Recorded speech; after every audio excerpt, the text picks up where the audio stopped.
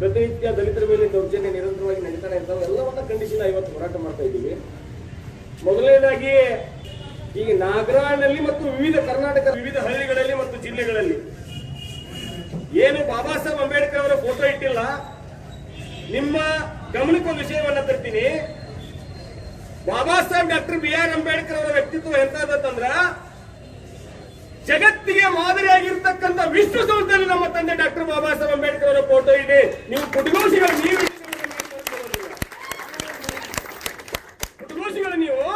ನೀವು ಇಡ್ಲಿಕ್ಕೆ ನಮಗೇನು ಬರೋದಿಲ್ಲ. ವಿಶ್ವಸಂಸ್ಥೆ ಒಳಗೆ ಡಾಕ್ಟರ್ ಬಾಬಾ ಸಾಹೇಬ್ ಅಂಬೇಡ್ಕರ್ ಅವರ ಫೋಟೋ ಇದೆ. ಅದು ನಮ್ಮ ಹೆಮ್ಮೆ, ನಮ್ಮ ದಲಿತ ಜನಾಂಗದ ಸಾಧನೆ. ಅದು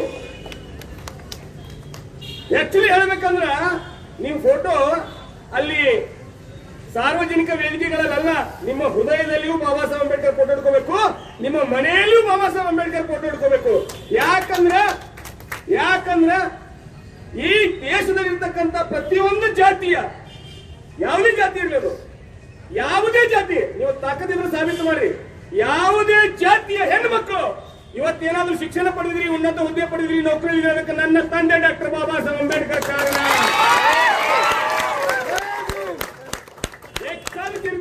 ಬೇಕಾದ ಚರಿತ್ರೆ ನಿಮ್ಮ ಎಲ್ಲಾ ಜಾತಿ ಹೆಣ್ಣು ಮಕ್ಕಳು, ಇನ್ಕ್ಲೂಡಿಂಗ್ ಎಲ್ಲಾ ಧರ್ಮದ ಹೆಣ್ಣು ಮಕ್ಕಳು ಇವತ್ತೇನಾದ್ರೂ ಶಿಕ್ಷಣವನ್ನ ಪಡೆದು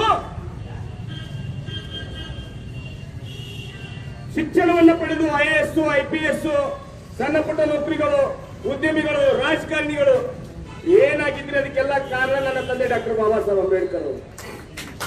ಇಲ್ಲಿ ಬಂದಿರತಕ್ಕಂಥ ಜನರಿಗೆ ನಾನು ಎಚ್ಚರಿಕೆ ಜೊತೆಗೆ ಜಾಗೃತಿ ಮಾಡ್ತಾ ಇದ್ದೇನೆ ನಿಮ್ಮನ್ನ. ಬಾಬಾ ಸಾಹೇಬ್ ಡಾಕ್ಟರ್ BR ಅಂಬೇಡ್ಕರ್ ಅವರು 1949ರಂದು ಭಾರತ ದೇಶಕ್ಕೆ ಸಂವಿಧಾನವನ್ನು ಕೊಡ್ತಾರ. ಕೊಟ್ಟ ನಂತರ ಬಾಬಾ ಸಾಹೇಬರು ಸ್ಪಷ್ಟವಾಗಿ ಹೇಳ್ತಾರ, ಶತಮಾನಗಳಿಂದ ನಿಮ್ಮ ಮೇಲೆ ಹೇರಿರುವಂತ ಎಲ್ಲಾ ಹೇರಿಕೆಗಳನ್ನ ಇಳಿಸಿದ್ದೇನೆ. ನೀವು ಏನಿತ್ತು ಗುಲಾಮರಿದ್ರಿ, ನಿಮ್ಮ ಗುಲಾಮಗಿರಿಗೆ ಹಾಕಿರುವಂತ ಬೇಡಿಯನ್ನು ನಾನು ತೆಗೆದಿದ್ದೇನೆ. ಇನ್ನು ಮುಂದೆ ಈ ದೇಶದಲ್ಲಿರುವಂತಹ ದೊಡ್ಡ ಶ್ರೀಮಂತರಿಗೂ ಅಷ್ಟೇ ಹಕ್ಕು, ನಿಮಗೂ ಕೂಡ ಅಷ್ಟೇ ಹಕ್ಕು. ಇನ್ನು ಮೇಲೆ ನೀವು ಯಾವುದೇ ಚಿಂತೆ ಮಾಡಬಾರದೆ ಬಾಬಾ ಸಾಹೇಬ್ ಅಂಬೇಡ್ಕರ್ ನಮಗೆ ಹೇಳೋದಿದ್ದಾರೆ. ಆದ್ರೂ ಕೂಡ ನೀವು ಯಾಕೆ ಗೌಡ್ರು, ದೊಡ್ಡ ಶ್ರೀಮಂತರು ಅವರು ನೀವು ಮಾಡಿರ್ತಕ್ಕಂಥ ತಪ್ಪು ಬಿಟ್ಟು ಬಿಡೋದಿಲ್ಲ. ಇನ್ನು ಮೇಲೆ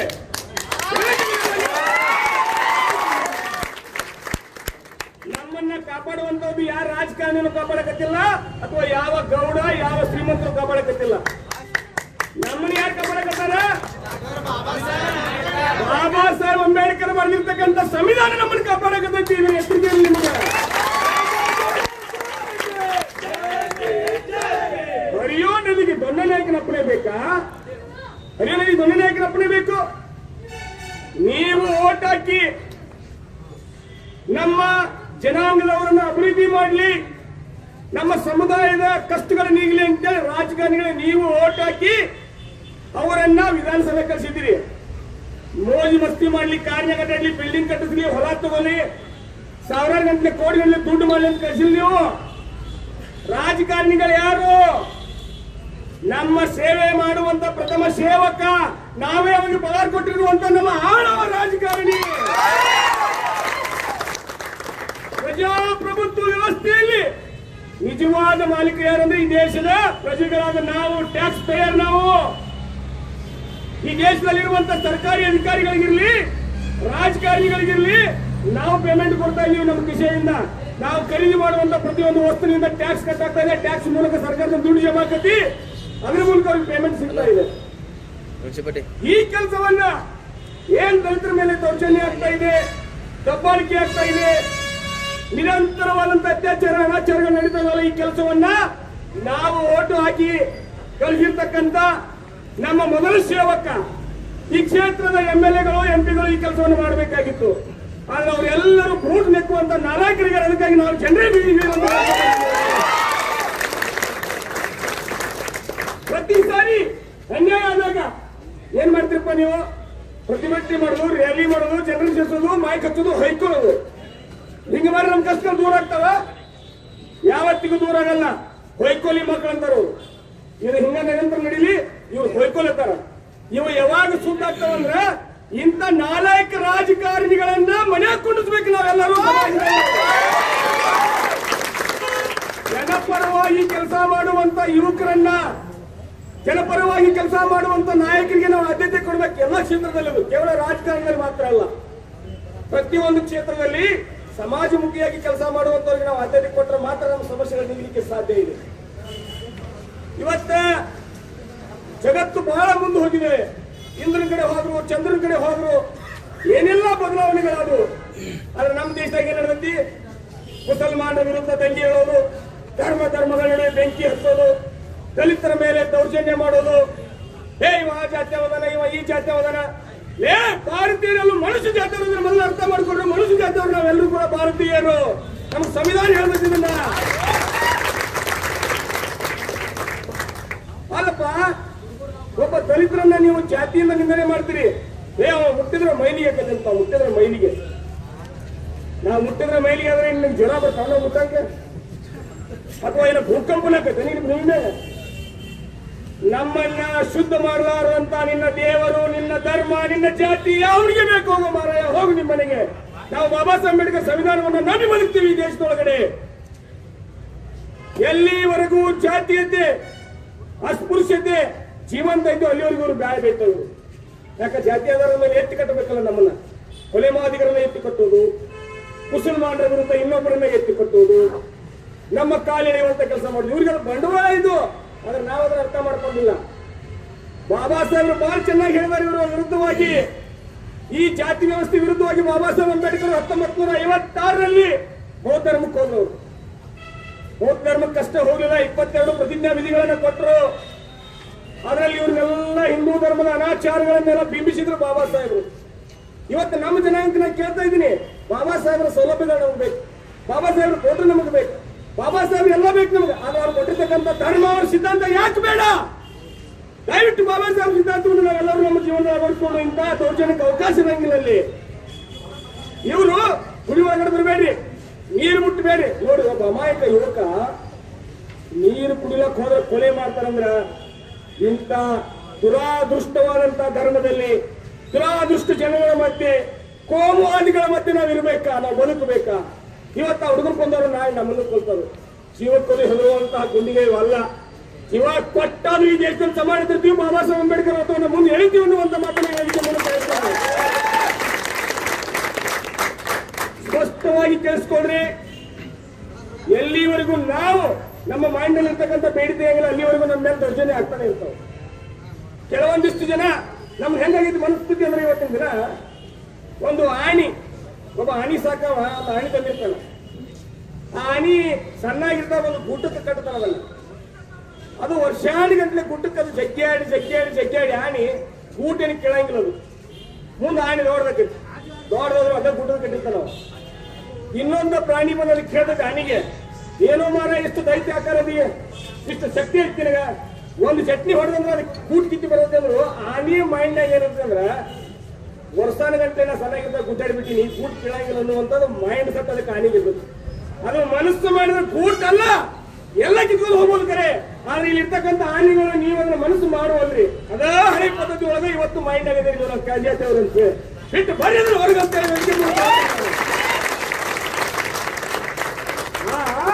ಚೆನ್ನಾಗಿದ್ದಾಗ ಆನಿ ಮೈಸೂರು ತೆಗಿದಲ್ಲ, ಹೊಸ ಆನೆ ಆಗಿರಿ. ಆನೆ ಜೊತೆ ಬಾಬಾ ಸಾಹೇಬ್ ಸಂವಿಧಾನ ಕೊಟ್ಟರೆ ಪವರ್ಫುಲ್ ನಿಮ್ಗೆ. ನಿಮ್ಯಾಗ ಏನೋ ದೌರ್ಜನ್ಯ ಆತಂದ್ರು ಪೊಲೀಸ್ ಇಲಾಖೆ ಇದೆ, ಕಾನೂನಿದೆ, ಎಲ್ಲವೂ ಐತಿ. ನಮ್ಮ ರಕ್ಷಣೆಗಾಗಿ ನಮ್ಗೆ ಹೆದರ್ಸಾಕ ಬೆದರ್ಸಾಕಿಲ್ಲ. ನೀವ್ಯಾಕೆ ಬೆದರ್ತೀರಿ ಕಾನೂನಿಗೆ, ಪೊಲೀಸ್ಗೆ? ನೀವೇನೋ ತಪ್ಪು ಮಾಡಿರ್ತೀರಿ ಹೆದರ್ತೀರಿ. ನೀವು ತಪ್ಪು ಮಾಡ್ಲಿಕ್ಕೆ ಹೆದರುವಂತ ಅವಶ್ಯಕತೆ ಏನೈತೆ ಅನ್ನುವಂತ ಮಾತನ್ನ ಹೇಳ್ತೀನಿ. ಏನಿಲ್ಲ, ಕಾನೂನಿನ ಬಗ್ಗೆ ಅರಿವಿಲ್ಲ. ಯಾಕಂದ್ರೆ ನೀವು ಓದಿರಿ ಯಾವುದೋ ಹನುಮಾನ್ ಚಾಲಿಸ ಓದಿರಿ, ಇನ್ನೊಂದು ಚಾಲಿಸ ಓದಿರಿ, ಬಾಬಾ ಸಾಹೇಬ್ ಕೊಟ್ಟಿರ್ತಕ್ಕಂಥ ಸಂವಿಧಾನ ಓದಿರಿ. ಯಾರಿಗೆ ಹೆದರುವಂತ ಅವಶ್ಯಕತೆ ಬರಂಗಿಲ್ಲ. ಸಂವಿಧಾನ ಓದಿರಿ. ಊರುಗಳೊಳಗಡೆ ಒಂದು 10 ಮಂದಿ ನಾಯಕರು ಬಾಬಾ ಸಾಹೇಬರ ಸಂವಿಧಾನ ಓದ್ರಿ. ನಿಮ್ಮ ಆಜು ಓದಿರ್ತಕ್ಕಂಥ ಮಕ್ಕಳಿಗೆಲ್ಲ ಶಿಕ್ಷಣ ಕೊಡ್ತೀರಿ, ಸಮಾಜವನ್ನ ಪರಿವರ್ತನೆ ಮಾಡ್ರಿ. ಈಗ ಕೆಲವೊಂದು ಕಡೆ ದೌರ್ಜನ್ಯಗಳು ನಡೀತಿರ್ತಾವ. ನಾ ಉದಾಹರಣೆಗಾಗಿ ಹೇಳ್ತೀನಿ ನಿಮ್ಗೆ. ದೌರ್ಜನ್ಯಗಳು ನಡೆದಾಗ ಟಿಸಿನೋ ಎಸಿನೋ, ಈ ಉದಾಹರಣೆಗೆ ನಮ್ಮ ಕಾಂಗ್ರೆಸ್ ಸರ್ದಾರಪ್ಪ ಇವತ್ತಿಲ್ಲ, ಅವರು ನಮ್ಮ ಸಮಾಜದವರ ಉದಾಹರಣೆಗೆ ಅಷ್ಟೇ ಹೇಳ್ತಾ ಇದ್ದೀನಿ. ಅವ್ರ ಮೇಲೆ ಯಾಕೆ ದೌರ್ಜನ್ಯ ಆಗಂಗಿಲ್ಲ? ನಮ್ಮ ಮೇಲೆ ಯಾಕೆ ಹಾಕೋ ದೌರ್ಜನ್ಯ? ಅವ್ರ ಮೇಲೆ ಯಾಕೆ ಆಗಂಗಿಲ್ಲ ಅಂದ್ರೆ, ಅವ್ರ ಶಿಕ್ಷಣ ಎನ್ನುವಂತ ಹುಲಿ ಹಾಲನ್ನು ಕೊಡುವ ಅಧಿಕಾರಿಗಳು. ಅದಕ್ಕೆ ನಾವು ದೊಡ್ಡ ದೊಡ್ಡ ಮಾತು ಮಾತಾಡಿ ದಡ್ಡಾಗಿ ಹೇಳ್ತಾರಲ್ಲ, ನಾನು ಶಿಕ್ಷಣ ಪಡೆದಿಲ್ಲ, ಅಧಿಕಾರಿಯಾಗಿಲ್ಲ, ನಮ್ಮ ದೌರ್ಜನ್ಯ. ಅದಕ್ಕೆ ನಿಮ್ಮ ಮಕ್ಕಳನ್ನ ಉನ್ನತ ಶಿಕ್ಷಣವನ್ನ ಕೊಡ್ಬೇಕು, ಅವ್ರಿಗೆ ನೀವು ಕೊಡಿಸ್ಬೇಕು, ನಿಮ್ಮ ಜೀವನವನ್ನು ಅತ್ತಿಟ್ಟು ಕೊಡಿಸ್ಬೇಕು, ಸಮಾಜದಲ್ಲಿ ಪರಿವರ್ತನೆಯನ್ನ ಮಾಡಬೇಕು. ಅವಾಗ ಏನಕ್ಕಂದ್ರೆ ನಮಗೊಂದು ಆತ್ಮಸ್ಥೈರ್ಯ ಬರ್ತೈತಿ, ಕಾನೂನಿನ ಬಗ್ಗೆ ಅರಿವು ಬರ್ತೈತಿ. ಈ ಸಮಾಜದಲ್ಲಿ ಪ್ರತಿಯೊಬ್ಬರನ್ನ ಪ್ರಶ್ನೆ ನೋಡಿ, ಬಾಬಾ ಸಾಹೇಬ್ ಬಹಳ ಚೆನ್ನಾಗಿ ಹೇಳ್ತಾರ, ಈ ದೇಶದಲ್ಲಿ ಪ್ರಶ್ನೆ ಮಾಡ್ಲಿಕ್ಕೆ ಯಾವನಿಗೆ ಹಕ್ಕಿಲ್ಲ, ಅವ ಹಂದಿಗಿಂತ ಕಡೆ ಅವ ಮನುಷ್ಯನ ಅಲ್ಲ, ಅವ ನಾಲಾಯಕ ಅಂತ ಹೇಳ್ತಾರೆ ಬಾಬಾ ಸಾಹೇಬ್. ಆದ್ರೆ ಇಲ್ಲಿ ಏನ್ ಹೇಳತ್ತಿ, ಪ್ರಶ್ನೆ ಮಾಡೋರು ಬಹಳ ಮಾತಾಡ್ತಾರೆ. ನಾವ್ಯಾಕೆ ಬಹಳ ಮಾತಾಡೋದಪ್ಪ, ನಮ್ಮ ಮೇಲೆ ದೌರ್ಜನ್ಯ ಆದಾಗ ಇರುವಂತವ ಸಂಜೀವನ್ ಅಂತವ್ರು, ನಮ್ಮ ಪರಶುರಾಮನಂತವ್ರು, ಇಂಥವ್ರ ಕೆಲವೊಂದಿಷ್ಟು ಧ್ವನಿ ಅದಾವ ನಮ್ಮ ಸಮಾಜದ ಮೇಲೆ ಅನ್ಯಾಯ ಆದಾಗ ಆ ಧ್ವನಿನೂ ಮುಚ್ಚಲಾಕ ನೀವು ಪ್ರಯತ್ನ ಪಟ್ಟಂದ್ರೆ ನಾವು ಕೇಳಂಗಿಲ್ಲ. ಜೈಲಿಗೆ ಹೋಗುವಷ್ಟು ಜೀವ ಹೋಗುವಷ್ಟು ಹೋರಾಟದ್ದು ನಿರಂತರವಾಗಿರ್ತದೆ ಅನ್ನುವಂತ ಮಾತನ್ನ ಹೇಳಿ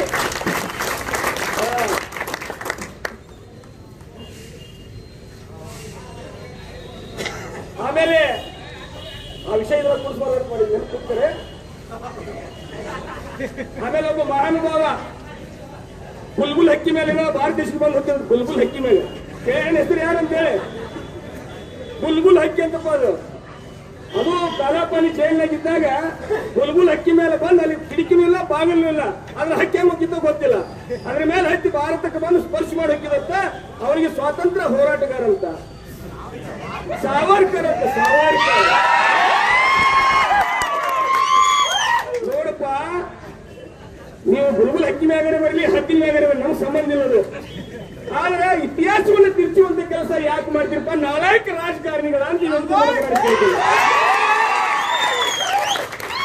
ಯಾರು ಭಾರತದ ಸ್ವತಂತ್ರಕ್ಕಾಗಿ ಹೋರಾಟ ಮಾಡ್ಯಾರ ಅವ್ರ ಹೆಸರು ತಗೋರಿ, ನಾವು ಬ್ಯಾಡ ನಂಗಿಲ್ಲ. ಆದ್ರೆ ನಮಗಂತೂ ಇನ್ನೂ ಸ್ವತಂತ್ರ ಸಿಕ್ಕಿಲ್ಲ, ಅದನ್ನು ಸ್ಪಷ್ಟವಾಗಿ ಕೇಳಿಸ್ಕೊಡ್ರಿ ರಾಜಕಾರಣಿಗಳೇ. ದೇಶಕ್ಕೆ ಸ್ವತಂತ್ರ ಐತಿ, ಆಗಸ್ಟ್ 15 ಮಾಡ್ತೀರಿ ಎಲ್ಲ ಓಕೆ, ಅದ್ರ ದೌರ್ಜನ್ಯ ಮಾಡ್ತಿರಲ್ಲ, ನೀರು ಮುಟ್ರ ಇಲ್ಲಿ ಸ್ವತಂತ್ರ ಐತಿ ಅಂತ ಬರ್ದಿದ್ದಕ್ಕೆ ನೀರು ಮುಟ್ರ 3 ವರ್ಷ 4 ವರ್ಷದ ಮಗುವಿನ ಹತ್ಯೆ ಮಾಡ್ತಿರಪ್ಪ ಅಂದ್ರೆ ಸ್ವತಂತ್ರ ಐತೆ ಅಂತ ಇದಕ್ಕೆ ಹೆಸರಿಗೆ ಅಷ್ಟ. ಯಾರು ಬ್ರಿಟಿಷರಿಂದ ಮೇಲ್ಜಾತಿಯವರಿಗೆ ಸಿಕ್ಕ ಸ್ವಾತಂತ್ರ್ಯ ಇದು. ವಿದೇಶದ ವರ್ಷಗಳಿಗೆ ದಲಿತರಿಗೆ ಇನ್ನೂ ಸ್ವಾತಂತ್ರ್ಯ ಸಿಕ್ಕಿಲ್ಲ. ಸಿಗಬೇಕಂದ್ರ ಎಲ್ಲಾ ದಲಿತರು ಮುಸಲ್ಮಾನರು ಒಂದಾಗಿ ಒಟ್ಟಾಗಿ ಹೋರಾಟ ಮಾಡಬೇಕು.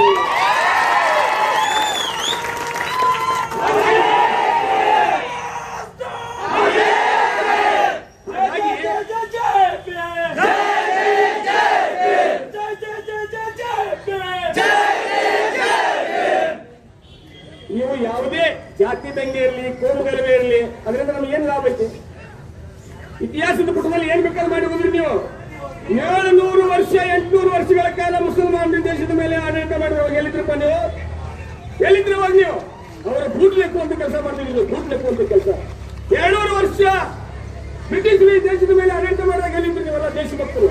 ಅವತ್ತು ಬ್ರಿಟಿಷರನ್ನ ಓಡಿಸಲಿಕ್ಕೆ ಗುಂಡಿಗೆ ನಮ್ಮ ಎದೆಯನ್ನು ಕೊಟ್ಟು ಗುಂಡಿಗೆ ಸತ್ತವ್ರು ಯಾರಪ್ಪ ಅಂದ್ರೆ ಈ ದೇಶದ ಮುಸಲ್ಮಾನರು, ಅಲ್ಪಸಂಖ್ಯಾತರು, ದಲಿತರು.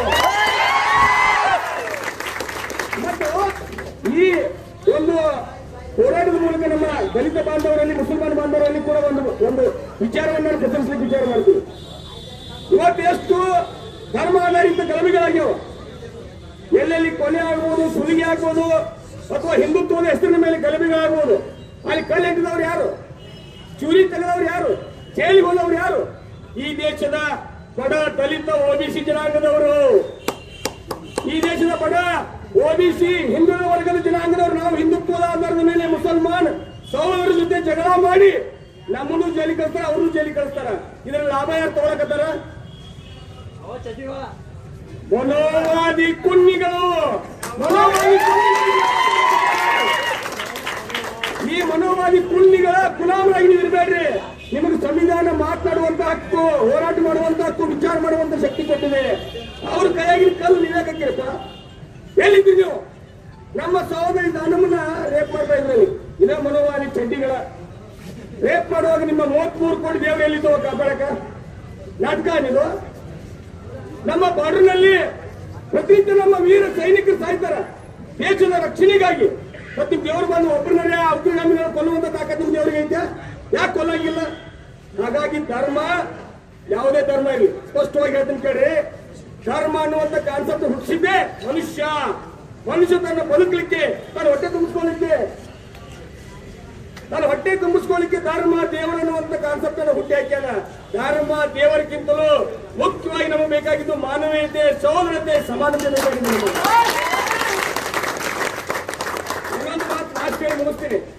ನೀವು ಯಾಕೆ ನಮ್ಮ ಜನ ಇಷ್ಟು ಹಿಂದೆ ಉಳಿದಿರೋದಕ್ಕೆ ಒಂದು ಲಾಸ್ಟ್ ಪಾಯಿಂಟ್ ಹೇಳಿ ಮುಗಿಸ್ಬಿಡ್ತೀನಿ ನಾನು.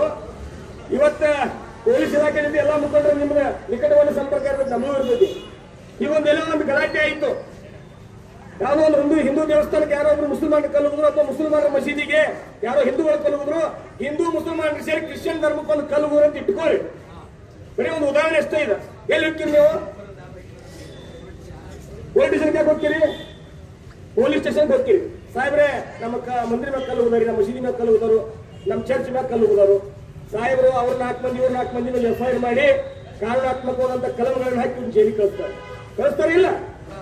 ಮತ್ತೆ ಯಾರು ಪವರ್ಫುಲ್ ಇಲ್ಲ, ಸಂವಿಧಾನ ನೋಡಿ ಹಾಕ್ತಾರೆ. ಏನ್ ನೋಡಿ ಹಾಕ್ತಾರೆ ಅವರು? ಕ್ರಿಶ್ಚಿಯನ್ ರಾವ್ ಬೈಬಲ್ ನೋಡಂಗಿಲ್ಲ, ಮುಸ್ಲಿಂ ರಾವ್ ಏನೋ ಕುರಾನ್ ನೋಡಂಗಿಲ್ಲ, ಹಿಂದೂ ಅಂದ್ರೆ ಯಾವ ಭಗವದ್ಗೀತೆ ನೋಡಂಗಿಲ್ಲ, ಕಲಂ ನೋಡಕ ಡಾಕ್ಟರ್ ಬಾಬಾ ಸಾಹೇಬ್ ಅಂಬೇಡ್ಕರ್ ಸಂವಿಧಾನವನ್ನೇ ನೋಡ್ಬೇಕು ಅವರು.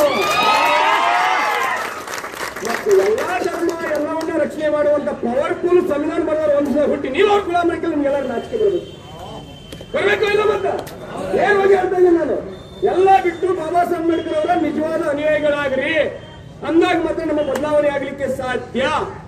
रेगिस्तान में तूफान कभी रुका नहीं करते, हम बाबा साहब के वो दीवाने हैं जो बहुजन नायकों के सिवा किसी के सामने झुका नहीं करते.